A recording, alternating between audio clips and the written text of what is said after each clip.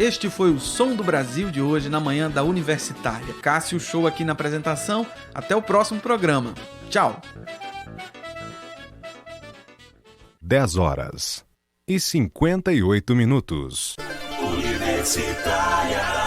ZYD 240, 99.9 MHz. FM Universitária. Emissora da Universidade Federal de Pernambuco. Universitária.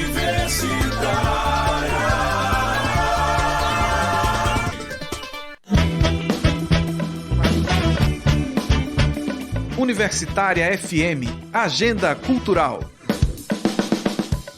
O projeto Narrativas de uma Memória em Chamas, idealizado por Nathalie Assunção, começa a ser exibido a partir do dia 20 de outubro no Se Inspire Arsenal e Teatro Hermilo Borba Filho. A produção trata sobre liberdade e aprisionamento no cotidiano feminino e passa pelo ensaio fotográfico Espelhos, o filme Narrativas, até desaguar no monólogo Ainda Escrevo para Elas. Ingressos à venda na hora e local do evento.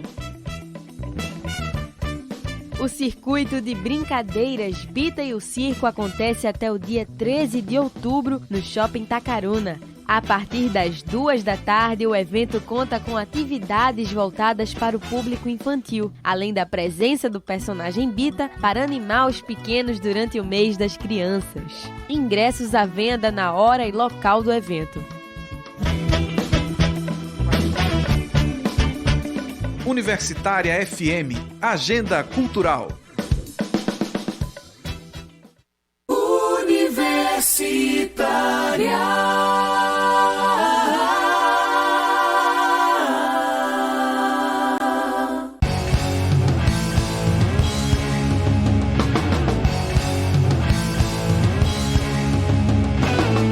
Programa Fora da Curva, jornalismo, crítica e diversidade. Olá, ouvinte das rádios Universitária 99.9 FM e da Universitária Paulo Freire 820 AM, nossa rádio escola. Começa agora mais uma edição ao vivo do programa Fora da Curva. Eu sou Paula Reis, jornalista e professora do Departamento de Comunicação Social da UFPE. O programa também está sendo transmitido pelo Facebook com imagens do estúdio aqui no Recife, em nossa página Programa Fora da Curva. O sistema tributário brasileiro é muito desigual, porque na prática a maior carga de imposto recai sobre a população pobre. Diante das críticas ao modelo e diante da necessidade de se rever as regras, os deputados estão discutindo a reforma tributária e daí por isso que nós queremos perguntar hoje, a quem serve a reforma tributária? Para isso, nós estamos recebendo a professora de Direito Tributário e Financeiro da Faculdade de Direito do Recife e da UFPE e procuradora da Fazenda Estadual, Luciana Graçano. Olá, Luciana, Olá, bom dia. Paula, Seja bom dia. bem-vinda. Muito obrigada. Também estamos com o presidente do Sindifisco de Pernambuco e professor de Direito Tributário da Unicap, João Hélio Coutinho. Olá, João Hélio, bom dia. Olá, bom dia, Paula, bom dia aos ouvintes. E também o economista da ONG Gestos e integrante do Grupo de Trabalho Agenda 2030, Cláudio Fernandes. Bom dia, Cláudio, seja bem-vindo. Bom dia, Paula, bom dia, pessoal. Quem quiser participar pode enviar seu comentário sobre a pergunta de hoje através da nossa página facebook.com/programa Fora da Curva. Eu acho que a gente podia começar apresentando ao ouvinte por que o nosso sistema tributário é tão desigual. Luciana, poderia... Paula, acima de tudo porque a carga tributária total cai, sim, acima de tudo no consumo, né? Uhum. Então a gente tem mais da metade da carga tributária brasileira incidente sobre o consumo. E por que a gente diz que isso é injusto e regressivo? Porque a tributação sobre o consumo não olha a figura do contribuinte, no caso, o contribuinte de fato, que é o consumidor. Então, independentemente da sua faixa de renda, você vai pagar a mesma tributação quando você realiza qualquer consumo, seja de bem ou de serviço. Uhum. Então, como a gente tem uma carga tributária total em torno de 32%, né? E metade dessa carga tributária incide sobre o consumo, esse já é um fator que explica muito a regressividade do nosso sistema, porque onera sem olhar a capacidade contributiva, ou seja, todo mundo é onerado da mesma forma no consumo. Todo mundo que vai comprar um pacote de arroz, um pacote de feijão, vai pagar o mesmo tributo, né? Sim. Que é o tributo de consumo, que é o ICMS, o ISS e outros tributos federais também.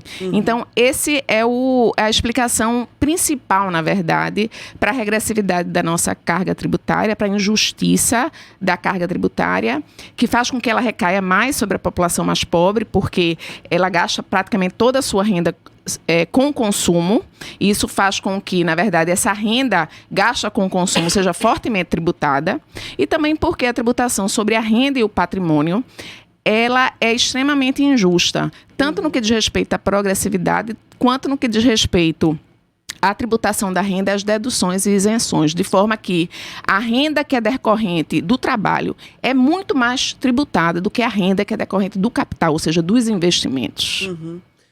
João Hélio, como é que você vê essa questão? Bom, Que outros aspectos poderia acrescentar? veja, uma reforma tributária, eu costumo dizer o seguinte, ela por si só, ela não é uma panaceia, ou seja, não é aquele remédio para todos os males. Sim. Então eu preciso saber o que reformar, né? Reformar por reformar não significa em si muita coisa, Sim. tá certo? Eu preciso ter os parâmetros para que haja uma reforma tributária que seja em proveito da sociedade como um todo.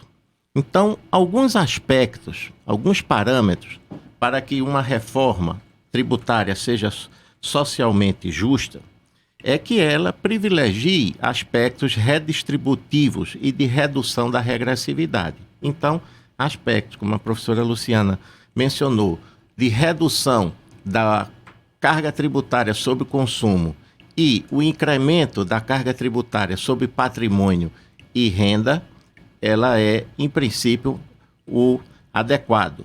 Mas nós devemos observar também nesse aspecto a quem nós vamos tributar, ou melhor, quais as faixas de patrimônio e quais as faixas de renda, para não ser mais alguns tributos incidentes basicamente sobre a classe pobre e a classe média. É preciso, por exemplo, no tocante ao imposto de renda, incrementar a sua progressividade de forma que ele alcance, por exemplo, a distribuição de lucros e dividendos, que desde 1995 passou a ser isento. Então, o que é que nós observamos? Uma pessoa que tem uma renda mensal, pessoa física, renda mensal de 240 salários em diante, a curva do percentual de alíquota efetiva para essa pessoa, ela começa a cair. Por quê? Boa parte da sua renda, ela é percebida sob a forma de lucros e dividendos. Então, elas são isentas. De sorte que nós temos estudos que mostram que para quem ganha 320 salários mínimos em diante, em média, a carga tributária do imposto de renda, a carga efetiva é de 6%. Embora nós tenhamos uma alíquota máxima de 27,5%. Mas por que é que se chega a uma carga tão baixa?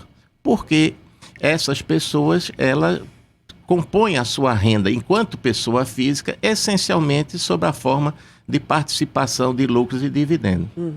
Recentemente, nós tivemos... Só para dar assim, uma questão mais concreta para o ouvinte, os lucros e dividendos é a aplicação nas ações... É a participação societária, ou Sim. então o que se fala, por exemplo, hoje em termos de pejotização.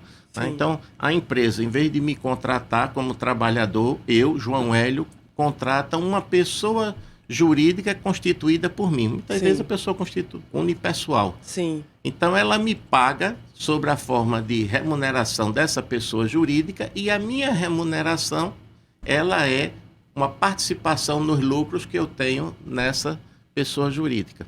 Ou seja, é uma forma de eu reduzir a minha tributação enquanto pessoa física. O trabalhador normal, o trabalhador de menor poder aquisitivo, ele não tem essa prerrogativa, via de regra. Quer dizer, aí também tem outro aspecto, Cláudio, também de outra fonte ou razão da desigualdade nesse sistema tributário, não é? Sim, fazendo um adicional ao que a professora Luciana e João Hélio colocaram, a a questão principal é existe uma injustiça e uma grande assimetria no sistema tributário brasileiro que privilegia as pessoas de maior renda em comparação com as pessoas de menor renda. E não são só as pessoas mais pobres, mas também as pessoas de classe média, média baixa. O que acontece? Tributos indiretos e tributos sobre consumo, tributos que são generalizados, em que as alíquotas são iguais para todas as pessoas que vão pagar, faz com que, de certa forma, as pessoas com rendas muito díspares sejam tratadas como se fossem iguais, o que é uma contradição em termos. Além disso, você tem determinadas leniências que são dadas a determinados grupos e setores econômicos para que esses grupos possam produzir, ou pelo menos essa é a justificativa para os subsídios fiscais, os incentivos fiscais. Então, no Brasil, só para você ter uma ideia, existe em torno de 350 bilhões de reais de subsídios fiscais que são dados anualmente para o funcionamento de diversas empresas. Muitas dessas empresas líderes nos seus setores, muitas delas oligopólios ou monopólios, ou seja, são as grandes dominadoras dos seus setores, como, por exemplo, indústria de bebidas ou indústrias farmacêuticas, né? Ou o nosso monopólio do petróleo. O que acontece? Esse nível de subsídio também contribui para uma não redistribuição dos recursos públicos, porque privilegia principalmente as empresas que já estão participando daquele processo econômico, já estão obtendo a sua lucratividade. Como o João Hélio colocou, além disso, as pessoas que são sócias dessas empresas, sejam elas anônimas ou através de empresas limitadas ou empresas individuais, recebem essa leniência de não ser cobrado imposto de renda sobre os dividendos, que é o resultado justamente do lucro auferido no final do ano fiscal de uma empresa. Como ele coloca, uma empresa pode ser apenas uma pessoa. Isso aconteceu, o que ele chamou de pejotização, com o processo de desregulação do sistema de trabalho. A reforma trabalhista. Emprego. Então, a reforma trabalhista, e muito antes disso também, beneficiou pessoas se tornarem empreendedores pessoais, e isso criou um sistema de precarização no processo de arrecadação de tributos, porque também fez com que essas pessoas ganhassem vantagem, né, através dessa brecha no imposto de renda. Mas para, de uma maneira geral, colocar a questão da reforma tributária, um ponto que o João Hélio coloca é reformar o quê? Então nós precisamos consertar várias brechas, nós precisamos consertar várias injustiças e aquilo que eu chamei de assimetria, que privilegia setores, para, através desses mecanismos, redistribuir a renda no país de tal maneira para impulsionar a economia. Nós temos uma economia por demais travada, estagnada, por um processo de aumento da desigualdade causado por um sistema tributário que privilegia tributos sobre consumo, sobre produtos, né, sobre serviços. Ou seja, esses produtos e esses serviços, na verdade, deveriam ser mais até estimulados para ocorrer, porque assim a economia, né, aumenta a sua circulação e assim você gera mais recursos como um todo. Vejam, a Câmara dos Deputados está com a PEC, né, da reforma tributária, que é a PEC 45, né, que está tramitando. Tem também uma no Senado, né? Tem a de ontem, que foi apresentada pela bancada de oposição, né, ao governo Bolsonaro, que é a reforma tributária justa e solidária. Enfim, eu queria ajudar o ouvinte aqui a entender hoje com vocês quais são os princípios, o que é que a gente deveria pensar numa reforma tributária de fato justa, né, e solidária, e o que é que cada uma dessas propostas que estão na mesa, enfim, avançam ou não tanto, né? Enfim, Luciana. Ô, Paula, dessas propostas todas, a que está, na verdade, mais em discussão atualmente, a 45 que você falou, que, na verdade, propõe, a do Baleia, né? Do Baleia Rossi. E que propõe, na verdade, a criação de um imposto sobre consumo único, que seria o que se se chamaria de IBS, né? Isso viria num curso de 10 anos a eliminar os 5 tributos que nós temos hoje incidentes sobre o consumo, que são de esferas federativas diferentes, né? Sim. A gente tem o ICMS no estado, a gente tem o ISS, que tributa o serviço, que é consumo também serviço, tem que lembrar disso, não é só bem, é serviço também. Sim. E a gente tem no âmbito federal IPI, PIS e COFINS, que também incide, na verdade, sobre o consumo. Então é uma panaceia, é difícil demais, é pouco transparente, é complexo.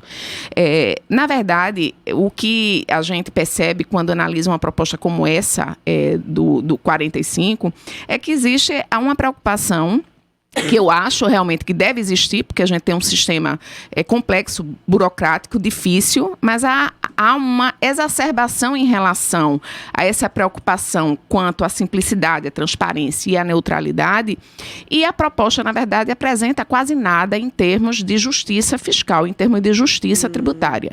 Então, para a gente tornar o nosso sistema melhor, a gente não precisa torná-lo apenas mais simples, a gente precisa torná-lo mais justo, acima de tudo. Então, na verdade, o que eu sempre falo em sala de aula com os alunos é que, olha, é vendido para nós que nós temos uma carga tributária elevadíssima no Brasil.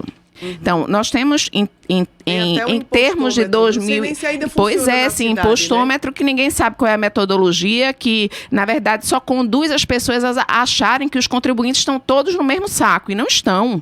Tem contribuinte de baixa renda e de classe média que paga infinitamente mais tributo do que o contribuinte que está dentro da elite do 1% mais rico da população brasileira, como o João Hélio colocou. Sim. Então, veja, a gente tem uma carga tributária total que se assemelha, que fica na média dos países da OCDE, né? Então, a gente tem que se comparar com os países desenvolvidos mesmo, que é isso que a gente almeja para o futuro. E, apesar de nós sermos uma sociedade muito desigual, a economia brasileira figura entre as maiores economias do mundo, né? Então, a gente tem uma carga tributária realmente que está dentro do padrão. O problema não é o tamanho, é como ela é distribuída. Por isso que se falou tanto aqui, o João Hélio, o Cláudio, na temática da redistributividade relacionada com o sistema tributário. Por quê? Porque quando você quer, na verdade, tornar um país mais justo, você pode fazer isso através da despesa, né? Que nós temos uma experiência nisso, inclusive recente no governo Lula, através de políticas afirmativas, como Bolsa Família, como Fome Zero, como um aumento real no salário mínimo. Nós temos essa experiência, como investimento em educação pública, em saúde pública. Isso, na verdade, reduz a desigualdade da base. Por quê? Porque você oferece mais condição de vida a essa população. Sim. Mas você, na verdade, para tornar o sistema mais justo, e tornar essa desigualdade menos efêmera, porque, veja, na primeira crise que a gente tem, acaba logo direito social, né? Aperta logo essa base. Então, você não tem direito social, você aperta a questão previdenciária, aperta a questão trabalhista, aperta a questão de seguridade social, né? Toda a proteção social. Toda aquela proteção social e tudo que se conquistou nos últimos anos em termos de políticas afirmativas, a gente agora está diante de uma limitação de gastos para os próximos 20 anos. Então, assim, para essa desigualdade, na verdade, ela ser alcançada de uma forma mais perene, a gente precisa desconcentrar a riqueza do topo. E só se faz isso através da receita. Né? Então, assim, o mecanismo de despesa, você reduz a desigualdade da base. Mas, para você desconcentrar a riqueza do topo, você tem que tributar mais quem tem uma renda, um patrimônio muito mais elevado. E eu concordo inteiramente com o Hélio quando ele diz que a gente tem que tomar muito cuidado com essas reformas para não apertar ainda mais a classe média. Porque existem estudos que comprovam que a classe média é extremamente onerada. Não apenas no que diz respeito à incidência tributária, como também em relação à ineficiência do serviço público, porque ela raramente usa esse serviço público, acima de tudo, o de saúde, né? Apesar de que a classe média, muitas vezes, ela usa o serviço de educação pública, né? Inclusive o superior. E a gente tem que entender que o Estado, ele precisa da receita tributária para todos os seus fins. É a única forma de financiamento do Estado, tá? Então, não existe essa característica da retributividade. Então, você não paga o imposto porque o Estado está te dando alguma coisa necessariamente em troca. Está inserida aí uma ideia também de solidariedade. Tá, Paula? João Hélio, quer dizer, essa PEC 45, como é que você avalia? Concorda com Luciana? Ou o que é que você pode observar dessa PEC? Essa PEC, eu colocaria ela praticamente no mesmo patamar, por exemplo, da PEC 110 que está transcorrendo no Senado. E aí eu chamo logo a atenção para dois aspectos que me incomodam muito com as grandes decisões que precisam ser tomadas nesse país. Como é o caso de uma reforma tributária, como foi o caso ou está sendo o caso da reforma previdenciária, como foi a questão trabalhista. É que elas vêm de uma decisão assim extremamente assodada. No meu entender, essas reformas elas não estão sendo discutidas em profundidade. O que está havendo é um jogo político atrás de um protagonismo. Entre a Câmara, eu tenho uma proposta, o Senado, eu tenho uma. Mas, por exemplo, as questões fundamentais, essas duas propostas, elas não tratam. Primeira delas, a coisa mais séria. Se você quer fazer uma reforma tributária que seja feita em proveito da sociedade, em proveito do povo brasileiro, você tem que tratar de imediato e principalmente da questão da regressividade. Nenhuma E das na duas... prática significa o quê? E na prática significa o quê? Retirar o maior ônus das pessoas que têm menor capacidade de contribuir Certo. e deslocar esse ônus mais elevado para quem tem maior capacidade de contribuir. Ou seja, quem tem mais paga mais, quem tem menos paga menos ou até não paga. Que é o critério de justiça. De justiça Exatamente. social. Distributiva. Não é? Justiça distributiva. Essa reforma, ela vem como uma panaceia da simplificação. Como se juntar 5 tributos, no caso juntar o PIS, COFINS, o IPI, o ICMS e o ISS, resolvesse a questão da simplificação. Ora, a questão da simplificação ela depende da qualidade e da quantidade da produção legislativa. O que é que causa tanta confusão, tanta complexidade no sistema hoje? Na tributação sobre o consumo, é que você diminuiu cada vez mais a quantidade de regras gerais, por exemplo, no ICMS, e passou a ter sistemas de tributação específicos por setores econômicos. Mas quem pleiteou esses sistemas específicos? Os próprios contribuintes. Então você tem um regime especial para atacadista, você tem um regime especial para bebidas, você tem um regime especial para medicamentos, para material de construção e assim sucessivamente. Então, na realidade, essa complexidade que você finda tendo na legislação tributária é muito dessa questão de não ter parcimônia na produção de leis ou de normas infralegais na matéria tributária. Então, sobre esse prisma, se você não só centralizar, mas você restringir essa criação de regras especiais, você vai ter uma simplificação. Isso é importante? Mas não é o fundamental. Sim. Tá certo? Então, para mim, o fundamental numa reforma tributária, eu elenquei aqui alguns pontos que eu gostaria de destacar, até para que os colegas Sim. que estão participando aqui também desse debate pudessem questionar. Por exemplo, para mim, primordialmente, qualquer reforma tributária, ela tem que ser socialmente justa. Então, ela tem que privilegiar os aspectos redistributivos e de redução da regressividade. Ou seja, que a tributação, de fato, se torne um instrumento que busque evitar a concentração de renda. Aquilo que Luciana falou, eu quero desconcentrar, eu quero que a renda do país seja apropriada pela sociedade como um todo, e não cada vez mais por uma minoria. Ou seja, essas PECs que estão aí, uma no Senado e outra na Nenhuma Câmara, delas trata disso. não tratam disso. Trata disso. E elas são vendidas como se elas fossem ser reformadoras, não só do sistema tributário, mas como da sociedade e da economia do Brasil. Não é. É uma falácia. Vertente ambiental. Nenhuma dessas propostas tratam dessa questão. Por exemplo, eu acho que a vertente ambiental ela tem que entrar na discussão tributária, sobretudo na concessão de incentivos e benefícios fiscais. Como é que eu vou incentivar uma atividade industrial ou empresarial de uma maneira geral com dinheiro público se não há uma sustentabilidade ambiental? É um disparate total, é uma insanidade. Não é? Outra questão. Uma reforma tributária ela tem que enfrentar, agora visando um aspecto econômico, o gravíssimo problema da desindustrialização brasileira. O Brasil ele está se desindustrializando. Como é que isso se apresenta? A participação da indústria no PIB brasileiro ela vem caindo. De 2007 a 2019, nós tivemos uma expansão no varejo de aproximadamente 54%. Mas tivemos uma redução na atividade industrial de quase 7,8%. 8%. Então, o que é isso? Nós estamos desindustrializando, estamos voltando a ser um país primário exportador, não é? Sim. E estamos inebriados com a importação de uma série de quinquilharias, sucateando a nossa indústria. Então, nós estamos saindo de vários setores industriais e, ao mesmo tempo, a participação da indústria em determinados produtos, ou seja, o índice de nacionalização de determinados produtos está caindo vertiginosamente.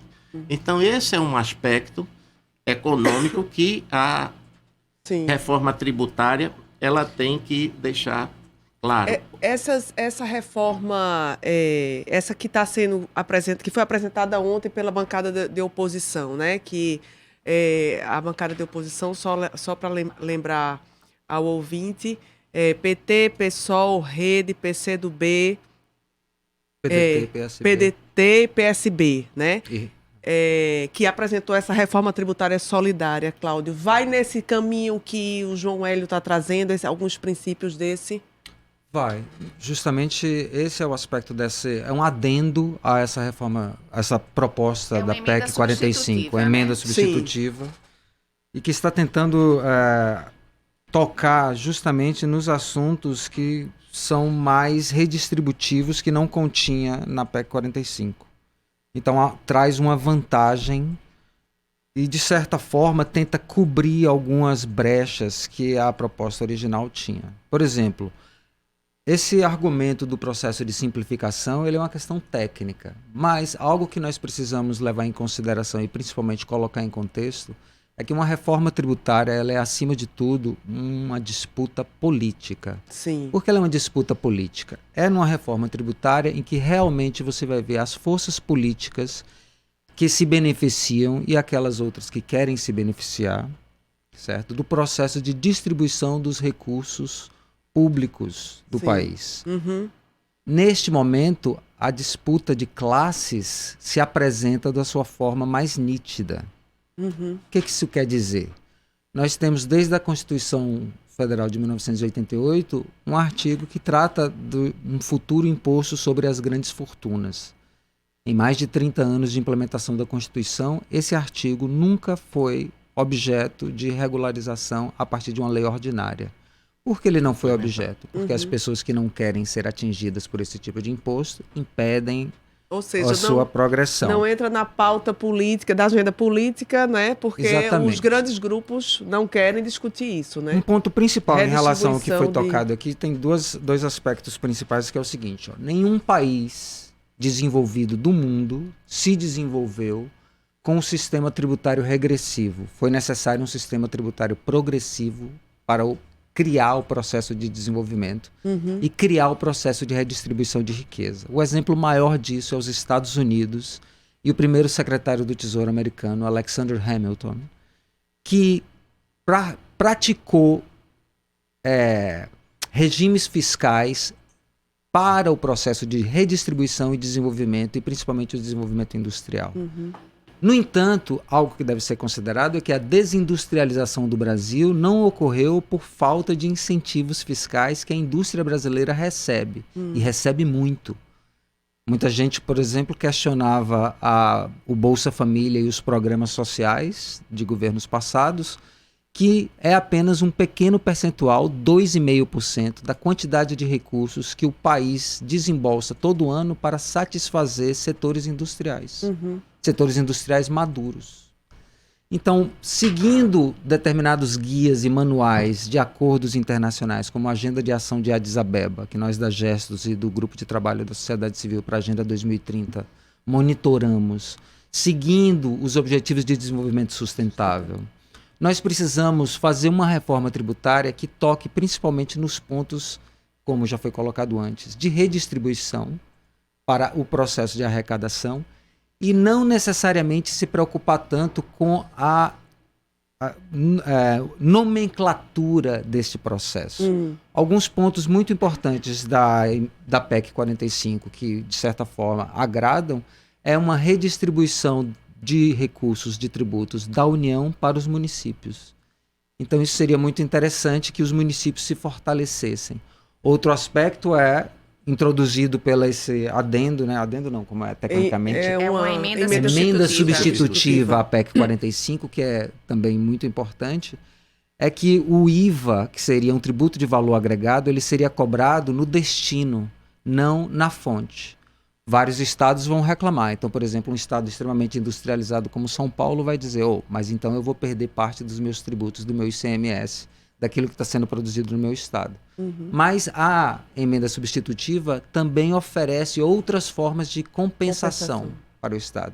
O que acontece nessa emenda substitutiva e que torna também um processo um pouco mais, não necessariamente igualitário ou equitativo, mas um pouco menos assimétrico, é que retira um pouco da União a quantidade de recursos que precisa ser redistribuído para o país inteiro, para os estados e para os municípios, e coloca nos locais, nos territórios, nos estados e municípios, uma quantidade de recursos em que eles podem investir no desenvolvimento sustentável local. Isso é muito interessante. Isso é interessante porque a gente está vendo que a reforma tributária mexe com o indivíduo, a renda individual e também com a renda, vamos dizer, das instâncias, né, das unidades federativas, né? Acho que isso é interessante. O programa Fora da Curva vai para um rápido intervalo e já volta para discutir a quem serve a reforma tributária, aqui na Rádio Universitária, a nossa rádio pública. Fora da Curva, jornalismo analítico na Rádio Universitária, a nossa rádio pública.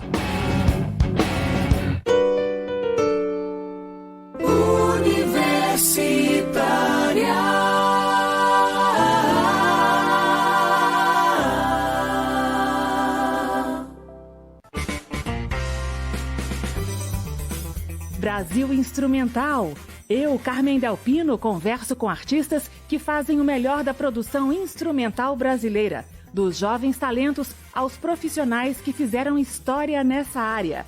Brasil Instrumental, todo sábado, a partir das 11 da manhã, aqui na Universitária FM 99.9.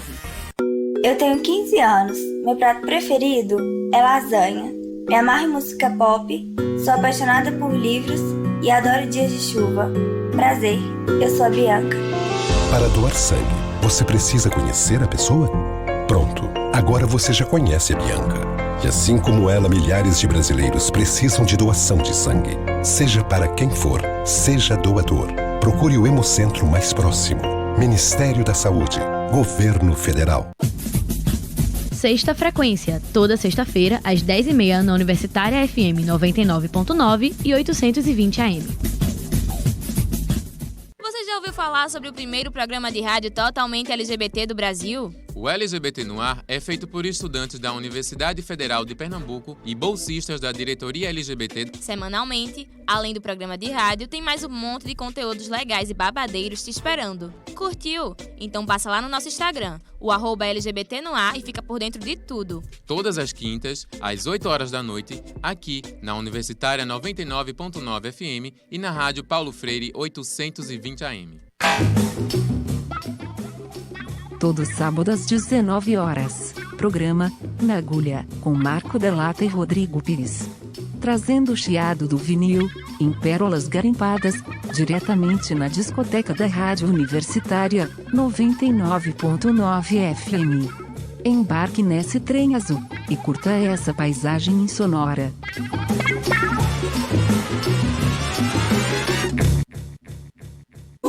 Universitária.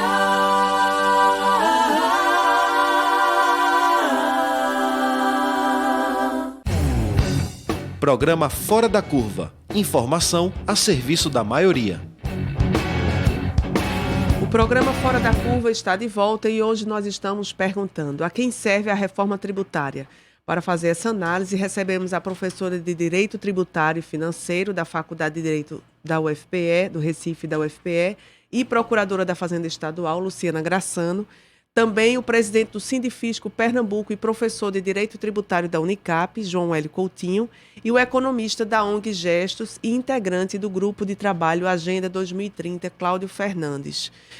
A gente estava falando agora há pouco sobre essa questão da desindustrialização do país, né, que João Hélio colocou e o Cláudio também. Queria só que o João Hélio explicasse um pouco melhor essa questão, como você vê.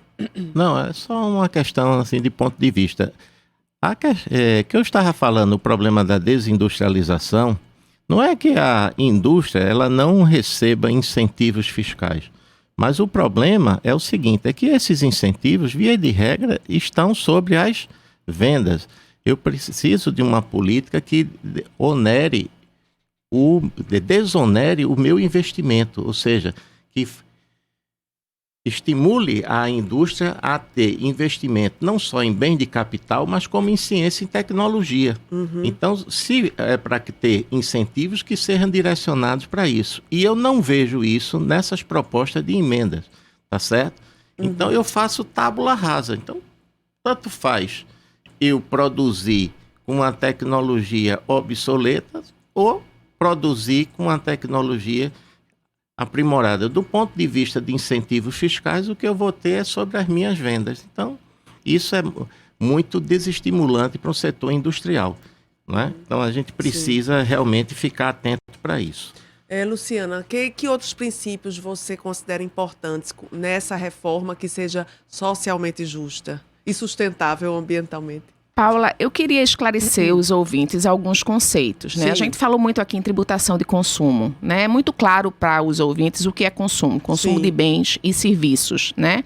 Por que é que um sistema tributário é regressivo quando ele tributa tanto consumo? Por exemplo, se você olhar os Estados Unidos, da carga tributária total dele, que é em torno de 26,4%, a tributação sobre o consumo é 4,4%.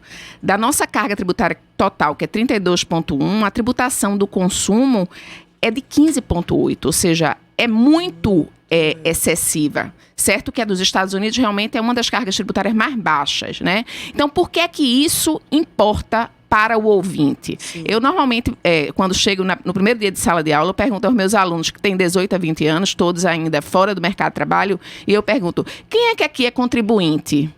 E ninguém levanta a mão. Porque as pessoas não têm consciência que só o fato de ser consumidor já representa um ser contribuinte do Estado brasileiro.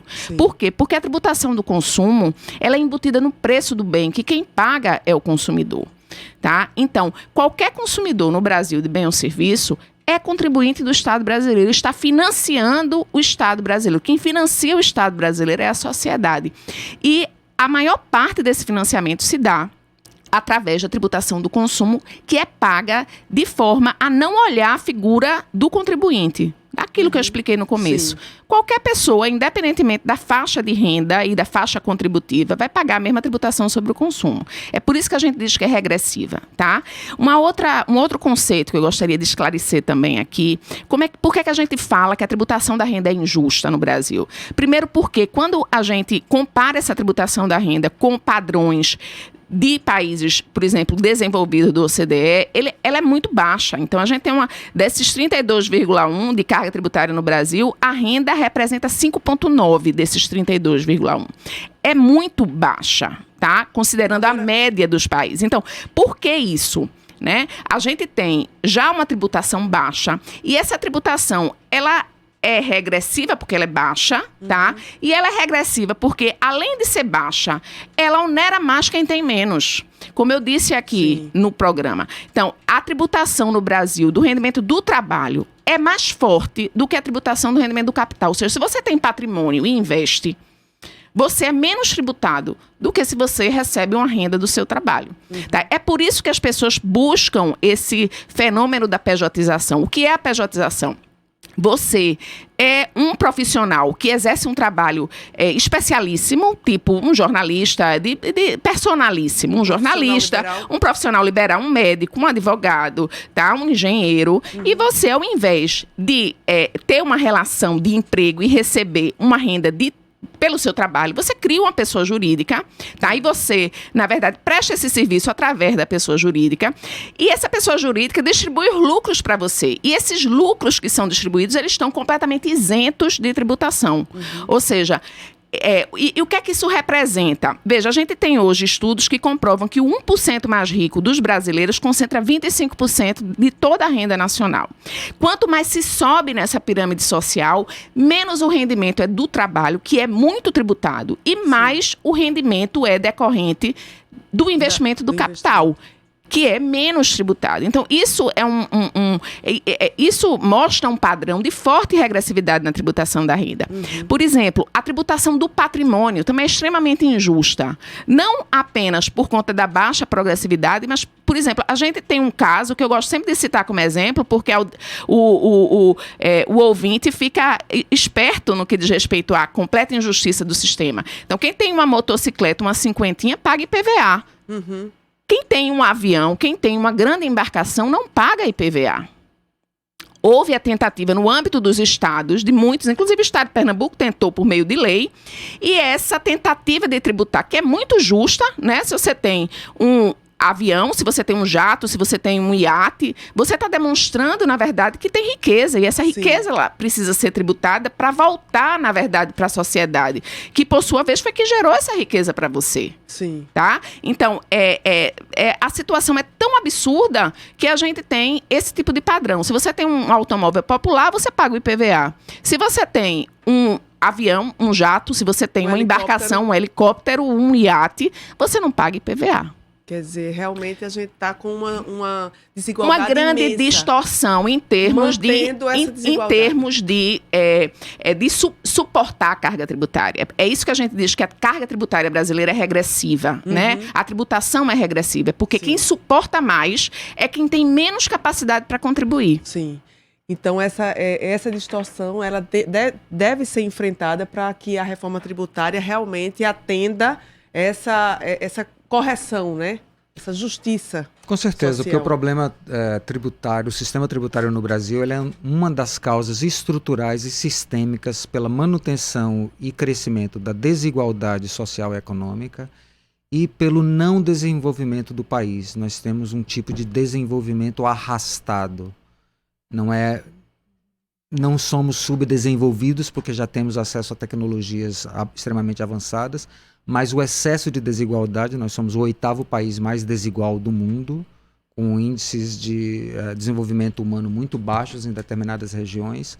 Isso faz com que não haja um equilíbrio social e econômico na sociedade para criar um tecido que seja mais robusto e sustentado, ou seja, que seja mais permanente dentro da atividade econômica. 2 pontos interessantes aqui, referente ao que Luciana colocou. No estudo que serviu de base para a Reforma Tributária Solidária, um livro que, por sinal, eu participei escrevendo um artigo sobre tributos sobre transações financeiras, tem um artigo sobre essa questão do IPVA especificamente, que, por sinal, eu estava até lendo ontem.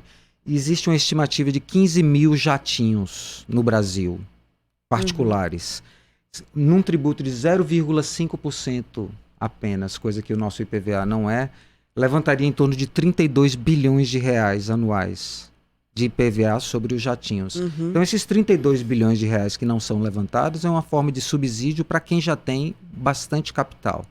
E o outro ponto é, com esse processo sistêmico e estrutural de concentração de renda, porque o sistema tributário vai concentrando cada vez mais a renda em quem mais tem, acontecem 2 fenômenos muito interessantes. Um tem a ver com a desindustrialização, que é empresários que conseguem obter um maior retorno no sistema financeiro do que no sistema produtivo da economia concreta. Ou seja, vai sendo mais interessante, lucrativo para ele investir no sistema financeiro do que na produção. Exatamente. É o capitalismo financeiro, né? A pós-industrialização e a financiarização, que faz com que o retorno sobre o capital investido no sistema financeiro seja muito maior. E, ao mesmo tempo, esse retorno ele não é tributado apropriadamente. E neste ponto está uma das falhas de todas as propostas por enquanto apresentadas, que seria eliminar o nosso imposto sobre operações financeiras, o que não seria uma boa coisa. No Brasil, o imposto sobre operações financeiras tem uma receita anual de em torno de 35 bilhões de reais e serve para várias coisas, principalmente para colateral de emissão de novos títulos de dívida pública, o que faz com que o governo funcione. Mas isso precisa ser levado em consideração nas reformas. Então, as reformas precisam também levar em consideração a mudança que está acontecendo no mercado de trabalho. A desregulação e a precarização do mercado de trabalho faz com que muito dessas onerações sobre o trabalho sejam perdidas ao longo do tempo. Isso precisa também ser analisado. Ou seja, precisamos de um debate mais aprofundado. Não é o tipo de reforma que pode ser feita às pressas. João Hélio, que outros aspectos você queria apresentar na lista que você tem aí dessa reforma tributária solidária? Veja, eu vou falar não especificamente da reforma tributária solidária, mas de alguns aspectos de todas essas reformas que são talvez um ponto comum a elas que precisa ser observado, tá certo? Bom, como aspectos positivos dessas reformas, das diversas reformas, eu destaco 2 delas. Primeiro, em relação à tributação sobre o consumo, a adoção do princípio de destino. Ou seja, que a tributação ela se dê onde ocorre o consumo. Isso é uma coisa que eu venho me batendo há muitos anos, que eu sempre defendi a questão da adoção do princípio de destino. Ou seja, que não, o próprio ICMS, desde o surgimento dele, ele tem esse, vamos dizer assim, esse vício de origem, é que ele era um tributo ou cobrado na origem, no caso, nas operações interestaduais, quando o destinatário não fosse contribuinte, e um sistema misto, quando o destinatário fosse contribuinte. Posteriormente, essa sistemática foi alterada, ficou todo ele no sistema misto, parte no estado de destino, parte no estado de origem, mas a tendência nessas diversas propostas é a adoção do sistema de destino, que é talvez a questão mais importante do ponto de vista operacional de mitigação de guerra fiscal. Isso aí é uma questão que eu poderia falar, mas ficaria um tanto fora do contexto agora do porquê isso.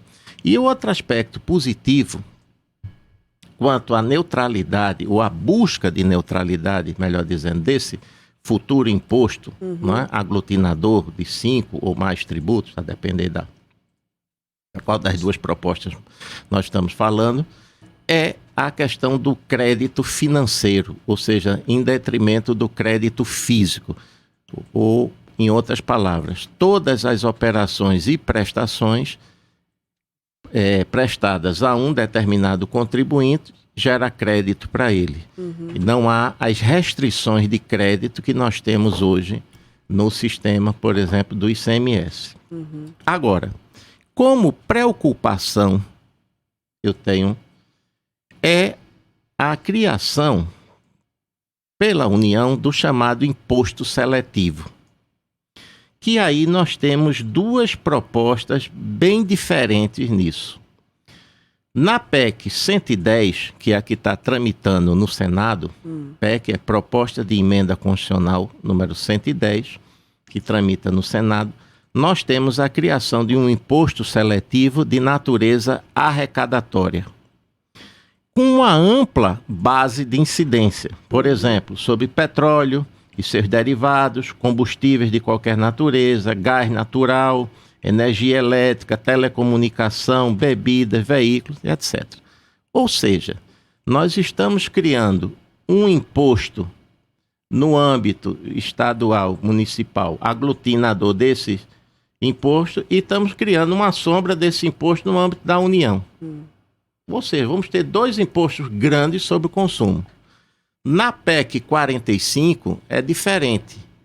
Embora, me permita só uma observação, eu particularmente sou mais simpático à PEC 110 do que a 45, Mas na 45, nesse ponto específico do chamado imposto seletivo, eu acho que ela andou melhor. Esse imposto ela tem um caráter extrafiscal, ou seja, um caráter regulatório. Ele não tem um caráter arrecadatório como esse. Então, essa é uma questão que os senhores parlamentares, senadores, deputados têm que se debruçar para se decidir, não é? Sobre que tipo de imposto nós vamos ter, porque em âmbito de simplificação, em âmbito de racionalização tributária, essa proposta da PEC 110 de criar um imposto seletivo que na realidade tem uma abrangência enorme, ele pega as principais bases de incidência dos estados e a União se apropria dela, é terrível, tá certo? É terrível para estados e municípios. Já a PEC 45, ela é, nesse aspecto, mais, vamos dizer, adequada sobre isso.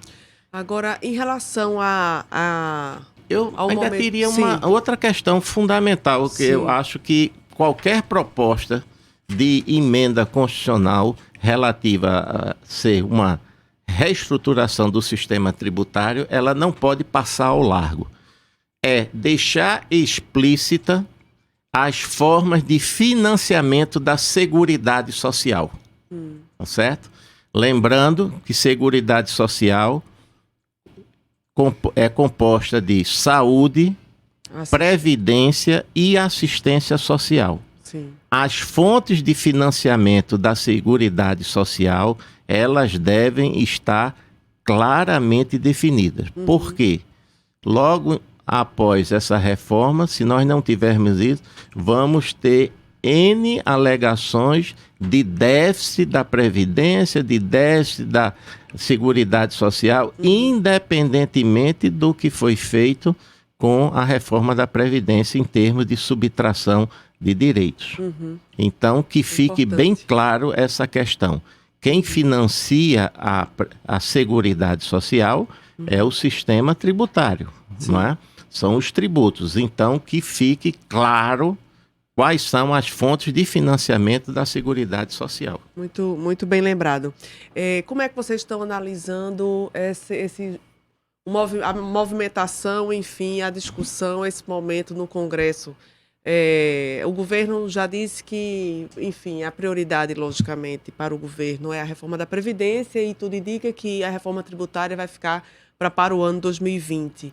Mas, de qualquer forma, a que nos interessa, a que interessa ao cidadão, vai ganhar força? Como é que vocês analisam, Luciana? Paula, na verdade, a reforma tributária, como ela está sendo proposta, é sempre... na verdade, a gente fala de reforma tributária há quantos anos aqui no Brasil? Já há muitos anos, né? E qual o grande empecilho de sair uma reforma tributária? São os interesses federativos, como já foi colocado aqui. Então, você juntar num tributo só interesse da União, dos estados e do município, né, é muito complicado. Por quê? Porque aí ficam questões de competência que precisam ser ajustadas, de compensações, inclusive. Sim. Então, parece que essa semana, ou foi a passada, já os governadores foram lá, impondo as suas condições para apoiar, no caso, essa reforma, essa criação desse IBS. Né? A ideia é um comitê gestor que fosse com a participação de todos os entes federativos, inclusive a União. Parece que os estados não aceitam muito essa participação da União. Então, assim, essas questões federativas, elas são delicadas e precisam de um tempo de ajuste na política muito grande. E, muitas vezes, esse tempo de ajuste muito grande não é suficiente para poder que esses ajustes sejam alcançados, que os interesses todos sejam contemplados, né? Veja, o que eu acho importante ressaltar aqui para a sociedade é que, na verdade, a gente poderia melhorar muito o sistema tributário brasileiro em termos de tributar, por exemplo, melhor a renda, de tributar melhor o patrimônio, independentemente da reforma constitucional. A progressividade está prevista na Constituição, a capacidade contributiva está prevista na Constituição.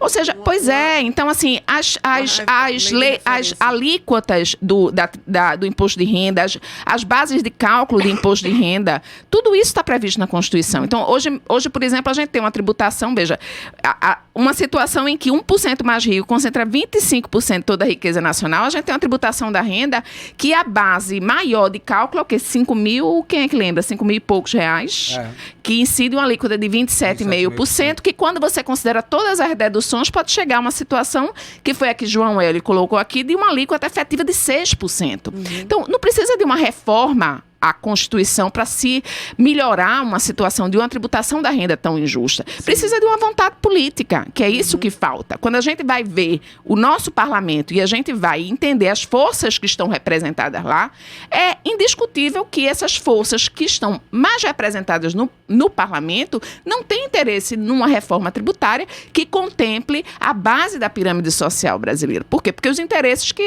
esse parlamento defende são outros. São interesses, em regra, corporativos e que não refletem o interesse da própria sociedade.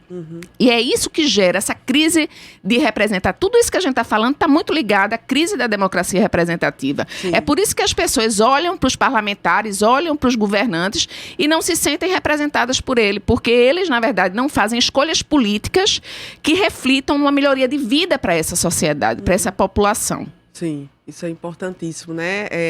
Alertar o ouvinte que quem é que lhe representa, né? Você vai votar em alguém que lhe representa e, portanto, é fundamental, né? Cláudio? Exatamente, isso gera a situação desse fato de que nós, como sociedade brasileira, nos arrastamos no chão feito cobra, como diria Gilberto Gil, sabe? É um processo de que o excesso de concentração de renda, a não distribuição dessa renda, ou seja, as pessoas não têm dinheiro no bolso para gastar, para investir. Saiu agora, com um pouco de atraso, o resultado da última pesquisa de orçamentos familiares e, por exemplo, uma família mais pobre que ganha até 2 salários mínimos gasta em torno de 76% apenas para sobreviver. 76% da sua renda. 61,2% com alimentação e habitação. Ou seja, tudo vai para comprar, para subsistência. Uma pessoa que ganha até 10 salários mínimos, esse percentual começa a cair. Nós precisamos de um processo tributário que reverta isso. Agora, estou totalmente de acordo com o fato de que nós não precisamos, na verdade, se formos analisar a fundo, de uma reforma tributária. Nós precisamos de vontade política para utilizar o sistema que nós temos, já com os mecanismos legislativos que existem, para mudar os processos e as alíquotas que, no momento, estão extremamente obsoletas. Então, uma pessoa que ganha mensalmente R$5 mil paga a mesma alíquota de 27,5% de imposto de renda que uma pessoa que ganha R$100 mil mensais. Isso é um disparate muito grande. Então, nós precisamos atualizar as alíquotas. E nós precisamos melhor regularizar também o processo de redistribuição desses recursos, principalmente do fato de que a União concentra muito recurso. Então, tem muito recurso na União que é utilizado por um processo de colateralização e endividamento que acaba contribuindo para o aumento da desigualdade no país e, mais uma vez, combatendo o processo do desenvolvimento da economia de forma sustentável. Por quê? Porque existe uma ideologia que venceu, de certa forma, está vencendo há muito tempo no Brasil e no mundo, que é o economismo neoliberal. O atual ministro da Economia, por exemplo, acha que deveria simplesmente ter um imposto apenas e que, na verdade, tudo deveria ser extremamente simplificado e que todas as despesas do governo federal fossem não discricionárias e não vinculadas. Ou seja, cada governo decidiria o que fazer com as receitas e fazer o que quer com essas receitas. Isto é uma afronta ao processo democrático. Para o processo democrático você precisa de critérios e você precisa de garantir a seguridade social. O que vai acontecer, por exemplo, com uma grande população rural no país, quando ela parar de receber o BPC ou ter diminuído em 50%, como é a proposta da reforma da Previdência? A tendência que nós temos nessas propostas, tanto da Previdência quanto a reforma tributária que estão sendo apresentadas, é que aumente a desigualdade do país e, inclusive, aumente a pobreza. Social. Exatamente. Paulo, deixa eu fazer só uma alerta aos ouvintes. Veja, quando a gente discute nessa reforma a tributação do consumo, é com fim só de simplificação. Tá? Não existe nenhuma proposta no sentido de reduzir essa tributação do consumo, porque é o tamanho, é a força dessa carga tributária sobre o consumo que torna o nosso sistema regressivo. Não é o fato de ele ser mais complexo ou menos. Isso realmente é importante, mas é secundário em relação à questão da justiça fiscal, entende? Então, o que a gente precisa é rearranjar esse sistema, não apenas a tributação do consumo, a renda, o patrimônio, de uma forma a que a gente promova uma justiça na tributação. Sim. Conforme critérios de capacidade contributiva. A gente está encerrando o programa, vou passar a palavra para o professor João Hélio encerrar. Desde já agradeço à professora Luciana Graçando, professor de Direito Tributário da Faculdade de Direito do Recife. Agradeço ao economista Cláudio Fernandes, da Gestos, do GT Agenda 2030, e professor João Hélio para fala final. O que eu gostaria de ressaltar é uma apreensão que eu tenho com essa questão, e cada vez que eu me debruço para ler essas propostas, PEC 45, PEC 110, proposta do Concefaz, proposta que foi entregue ontem, né, no Congresso, eu tenho uma grande preocupação. É que nós, no Brasil, temos a tendência de planejar pouco e executar demoradamente. Ou seja, a gente, como planeja pouco, a gente não antevê muitos dos erros que vai cometer. E o que é que acontece? Quando fazemos a implantação, temos uma implantação cheio de percalços, né? É o que eu acho que acontece, por exemplo, com essas propostas de reforma tributária. Elas são discutidas muitas vezes como um embate político, de grupos de pressão, mas que não se vê, por exemplo, a questão operacional disso, né? Então, a implantação dessa reforma, eu temo por conta disso. É muito pouco discussão pragmática e discussão com quem entende da questão, porque não é nenhum demérito que o Congresso não entenda na matéria, porque isso é uma matéria técnica, mas ele tem que estar assessorado por pessoas competentes para dizer quais são as implicações de cada matéria dessa. E eu não vejo uma discussão realmente que esmiúce, que detalhe, né, essas reformas no plano do Congresso Nacional. Então, lamentavelmente, eu vejo mais um exemplo de assodamento. E, ao mesmo tempo, me permita só um detalhe, não vejo essa reforma como prioridade do governo federal. As duas reformas que foram prioridade do governo federal foi a trabalhista e a previdenciária. Sim, obrigada, professor João Hélio, presidente do Sindifisco Pernambuco e professor de Direito Tributário da Unicap.